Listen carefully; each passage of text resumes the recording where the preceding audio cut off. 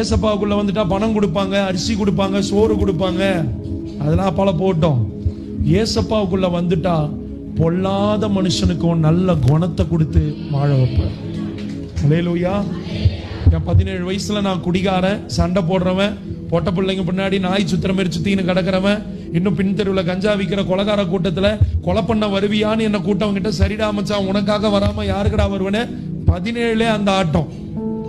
இப்படி வாழ்ந்துகிட்டு இருந்தேன். எல்லாத்துக்கும் மேல எங்க அப்பா 17 வயசுல இறந்துட்டாரு. நான் 17 வயசு இருக்கும்போது எங்க அம்மா வீட்டு கதவை மறிச்சின்னு வெளியே போவாதரா, போனா இந்த ஏரியால அடிக்கடி பசங்களாம் செத்து போயிட்டு இருக்காங்க, நீயும் தயவு செய்து போவாத, பிரச்சனை ஆயிடும், அவனுங்கெல்லாம் பொல்லாதவனுங்க, குடிக்காரனுங்க, சண்டை போடுறவனுங்க. என்னோட அம்மிக்கல்ல தூக்கின்னு போய் அம்மாவுக்கு மசாலா அரைக்கிறோமா, எங்க அம்மா மண்டை மேல போடுறதுக்கு தூக்கி நின்று இருந்தேன்.